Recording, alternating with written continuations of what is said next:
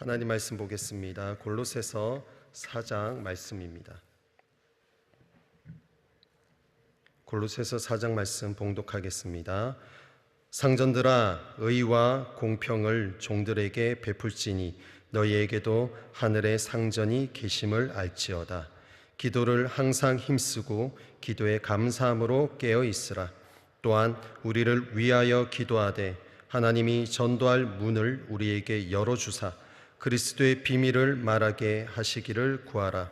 내가 이것을 인하여 매임을 당하였노라. 그리하면 내가 마땅히 할 말로써 이 비밀을 나타내리라. 외인을 향하여서는 지혜로 향하여 세월을 아끼라. 너희 말을 항상 은혜 가운데서 소금으로 고르게 함같이 하라. 그리하면 각 사람에게 마땅히 대답할 것을 알리라. 두기고가 내 사정을 다 너희에게 알게 하리니 그는 사랑을 받는 형제요 신실한 일꾼이요 주 안에서 함께 된 종이라. 내가 저를 특별히 너희에게 보낸 것은 너희로 우리 사정을 알게 하고 너희 마음을 위로하게 하려 함이라. 신실하고 사랑을 받는 형제 오네시모를 함께 보내노니 그는 너희에게서 온 사람이라. 저희가 여기 일을 다 너희에게 알게 하리라. 나와 함께 갇힌 아리스다고와 바나바의 생질 마가와 이 마가에 대하여 너희가 명을 받았음에 그가 이르거든 영접하라. 유스도라 하는 예수도 너희에게 문안하니 저희는 할례당이라. 이들만 하나님 나라를 위하여 함께 역사하는 자들이니 이런 사람들이 나의 위로가 되었느니라. 그리스도 예수의 종인 너희에게서 온 에바브라가 너희에게 문안하니 저가 항상 너희를 위하여 애써 기도하여 너희로 하나님의 모든 뜻 가운데서 완전하고 확신 있게 서기를 구하나니 그가 너희와 라우디게아에 있는 자들과 히에라볼리에 있는 자들을 위하여 많이 수고하는 것을 내가 증거하노라. 사랑을 받는 의원 누가와 또 데마가 너희에게 문안하느니라. 라우디게아에 있는 형제들과 눈바와 그 여자의 집에 있는 교회에 문안하고 이 편지를 너희에게 읽은 후에 라우디게아인의 교회에서도 읽게 하고 또 라우디게아로서 오는 편지를 너희도 읽으라.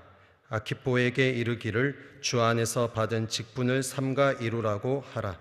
나 바울은 친필로 문안하노니 나의 메인 것을 생각하라. 은혜가 너희에게 있을지어다. 아멘. 오늘 제목은 복음 전파를 위해 기도하고 행하자입니다. 요절 말씀 5절 6절 함께 읽겠습니다. 외인을 향하여서는 지혜로 행하여 세월을 아끼라. 너희 말을 항상 은혜 가운데서 소금으로 고르게 함같이 하라. 그리하면 각 사람에게 마땅히 대답할 것을 알리라. 아멘. 전도의 사명은 변함이 없지만 전도의 전략은 시대에 따라 변해야 한다. 지금 우리나라는 4명 중 1명이 기독교인이다. 따라서 1200만 성도가 생활 속에서 자연스럽게 생활 전도에 힘쓴다면 우리나라는 금방 복음화 될 수 있다. 우리는 본장을 통해 기도와 우리의 삶 그리고 입술의 증거가 어우러진 생활 전도를 어떻게 전개해야 하는지 배우게 된다. 사도 바울은 편지를 마무리 지으며 골로새 성도들에게 기도를 부탁한다. 그러나 이 기도 요청은 단순히 바울 자신과 그의 동역자들만을 위한 것이 아니다. 그는 자신의 석방이나 구출을 위해 간구해 달라고 요청할 수도 있었다. 그러나 바울은 자신을 지키고 있는 감옥의 간수들에게 복음을 전할 수 있는 기회를 얻게 해달라는 기도만을 요청한다. 전도의 사명에 불타는 그의 눈에는 자신을 가두고 있는 감옥의 문조차도 전도할 문으로 보는 것이다. 또한 사도 바울은 골로새 성도들이 더 많은 복음 전파의 열매를 맺게 하려고 세상 사람들과의 관계에서 지혜롭게 행하라고 권면한다. 복음 전파를 위해 최대한 기회를 활용하는 자신처럼 하나님이 주신 지혜로 다른 사람들을 섬기는 일에 적극적으로 시간을 사용하라는 말이다. 또한 맛을 내는 소금처럼 친절하고 매력적인 언어 생활을 하라고 권한다. 이렇게 살면 복음을 효과적으로 전할 수 있을 것이기 때문이다. 예수님을 통해 새 사람을 입은 성도의 삶은 얼마나 매력적이고 가치 있는지 모른다. 이런 삶을 어떻게 나 혼자 누릴 수 있겠는가? 가까운 이웃 중에 아직도 예수님을 영접하지 않은 사람들의 목록을 만들어 기도부터 시작하자. 그리고 제자의 발을 씻기신 예수님처럼 최선을 다해 그들을 섬기자. 때가 되면 하나님은 반드시 전도의 문을 열어주신다. 그때 내가 받은 복음을 자신 있게 전하자. 힘써 전도하면 이웃 사촌이 형제 자매로 바뀐다. 아멘.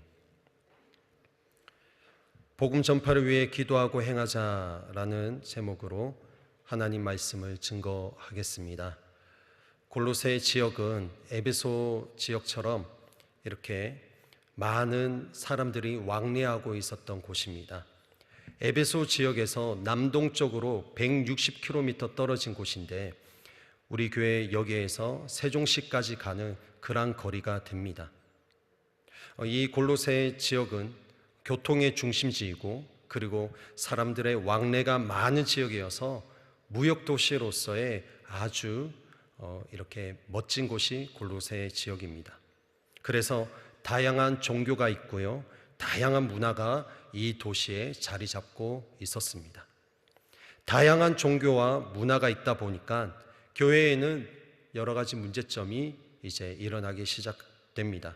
그것은 다른 게 아니라 혼합주의의 영향을 받게 되었다라는 것입니다. 골로새서가 쓰인 이유도 여기에 있습니다. 혼합주의, 여러 다양한 사상과 철학과 종교, 그런 것들이 다 합쳐져서 성도들을 흔들고 있었다라는 것이죠. 그래서 뿐만 아니라 또 교회를 공격하는 이단주의자들로부터 이 성도들을 보호하기 위해서 바울 사도께서 골로새 교회에 편지하고 있는 것입니다. 골로새 전반부에는 교리적인 부분이 담겨져 있고요, 그리고 골로새 후반부에는 실천적 사항을 담고 있습니다. 오늘 본문 1절은 상전들아라고 시작합니다. 이것은 앞에 3장에서 그리스도를 통한 새로운 삶, 새 삶의 삶에 대해서 이어지는 내용인 것이죠. 하나님 형상을 따라 새롭게 하심을 입은 자임을 말하면서 새 사람을 입은 자는 차별이 있을 수 없으며, 그리고 그리스도는 만유이시며 만유 안에 계신다는 내용이 3장 내용입니다. 여러분, 만유라는 것은 우주에 존재하는 모든 것을 말하는 것입니다. 그래서 우주 만물을 창조하신 창조의 하나님, 특별히 성자 하나님, 성자 하나님이신 예수 그리스도, 그를 믿는 자들의 삶은 아내와 남편, 그리고 자녀와 아비, 부모이죠, 종과 상전의 관계에서 이렇게 오늘 본문 1절을 보면은 이제 상전들은 의와 공평으로 종들에게 대하라라고 말씀합니다. 그 이유는 만유의 주가 되시는 하나님이 상전들의 주인 된다라는 것이죠. 우리가 직장에서 여러 직책을 가지고 또 직장 생활을 하고요, 교회 공동체 안에서는 또 여러 직분을 가지고 있을 것입니다. 어떤 직책이든 어떤 직분이든지 간에 온 천하 만물, 이 만물의 통치자, 만물의 주가 되시는 삼위일체 하나님, 그 하나님이 계심을 기억하고 우리는 그분 앞에 겸손해야 된다라는 것이죠.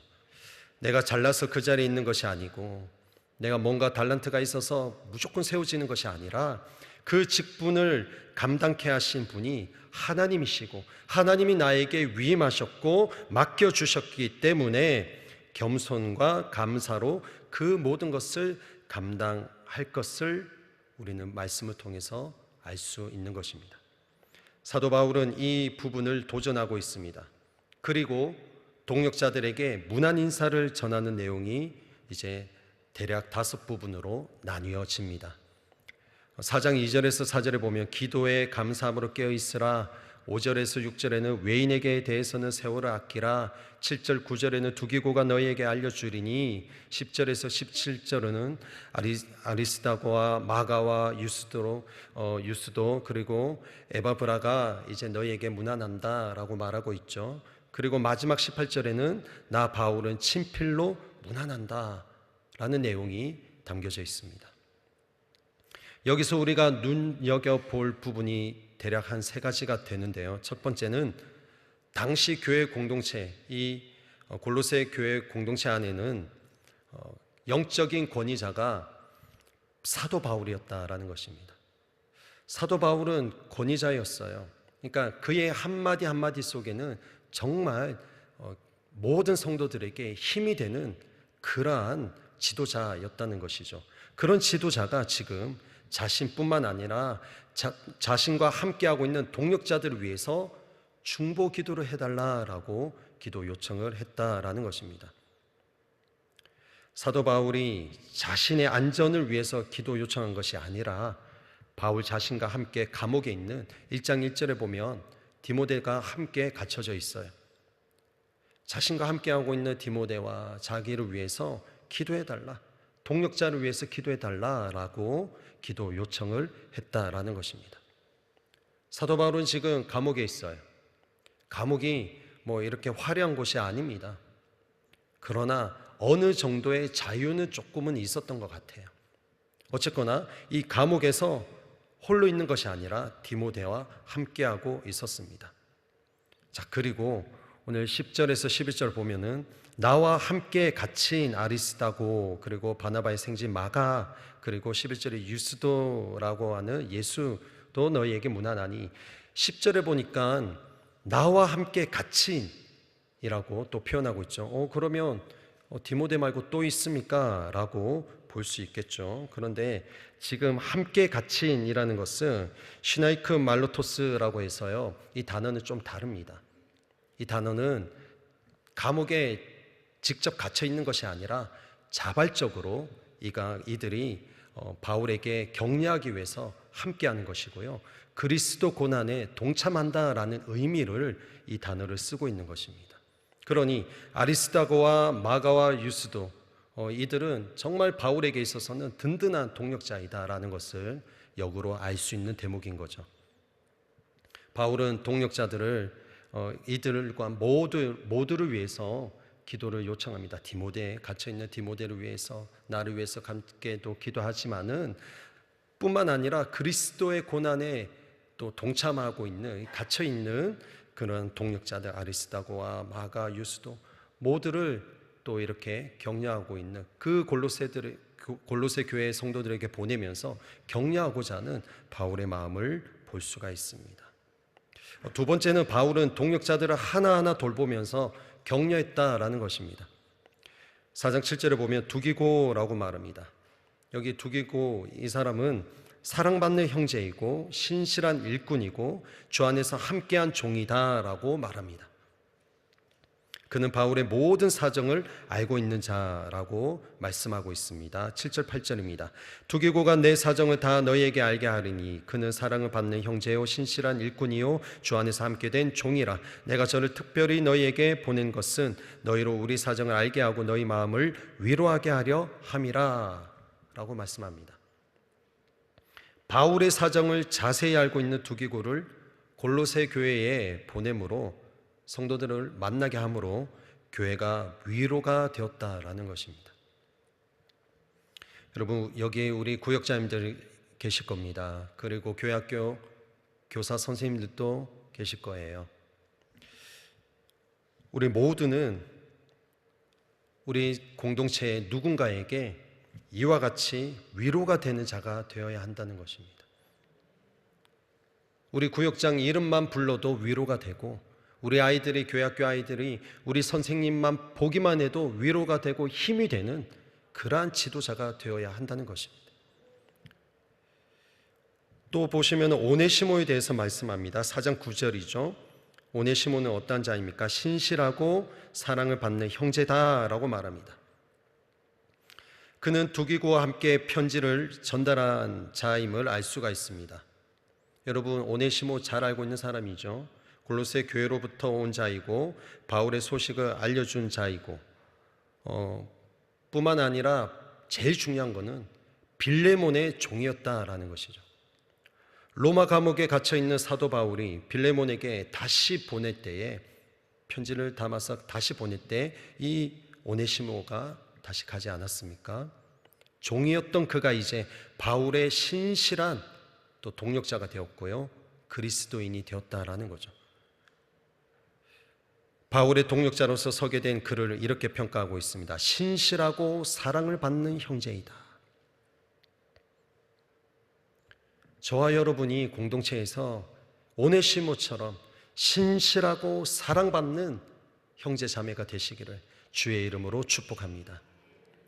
여러분, 오네시모가 어떤 사람입니까? 종이에요.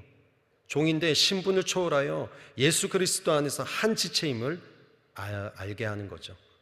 여러분, 우리 구역에 새신자들이 오게 되면, 교회에 새신자들이 오게 되면 혹여나 복음을 늦게 받아들였잖아요. 그들을 향해서 우리가 오네시모처럼 정말 그리스도의 종으로 세워줄 수 있는 저와 여러분이 하나의 미랄이 되시기를 주의 이름으로 축원드립니다. 마지막으로 에바브라를 보면 12절 13절에 말씀하고 있습니다. 그는 그리스도 예수의 종이다 라고 말하면서요, 너희에게서 왔고 그리고 그들을 위해서, 너희를 위해서 기도한다 라고 말씀하고 있습니다. 에바브라는 골로새 교회에 담임 목회를 하고 있었던 동역자였어요. 골로새서 1장 7절에 보면 이와 같이 우리와 함께 종된 사랑하는 에바브라에게 너희가 배웠나니 그는 너희를 위하여 그리스도의 신실한 일꾼이요 라고 말씀하고 있습니다. 여러분, 여기서 에바브라를 언급한 이유는 무엇일까요? 그냥 그 교회 담임 목사님이었기 때문에 언급했을까요? 아닙니다. 바울에게 있어서 너무나 든든하고 소중한 동역자였기 때문인 것입니다. 여러분, 저와 여러분은 누군가에게 정말 든든한 믿음의 동역자가 되어야 할 줄 믿습니다. 그냥 나만 신앙생활 잘하고 나만 예수 잘 믿고 그렇게 천국 가는 것이 아니라 내 옆에 있는 형제 자매들에게 에바브라와 같이 이렇게 든든한 동역자가 되시는 이 아내가 되시기를 예수님의 이름으로 축복합니다. 12절 13절에 보니까 그리스도 예수의 종인 너희에게서 온 에바브라가 너희에게 문안하니 저가 항상 너희를 위하여 애써 기도하여 너희로 하나님의 모든 뜻 가운데서 완전하고 확신 있게 서기를 구하나니 그가 너희와 라우디게아에 있는 자들과 히에라볼리에 있는 자들을 위하여 많이 수고하는 것을 내가 증거하노라 라고 말씀합니다. 골로새 성도들을 위해서 항상 애써서 기도하고, 그리고 골로새 성도들이 하나님의 뜻을 확신하고 굳게 서서 성숙한 신앙생활을 하게끔 뒤에서 기도했던 자가 누구냐? 바로 에바브라였다라는 것이죠.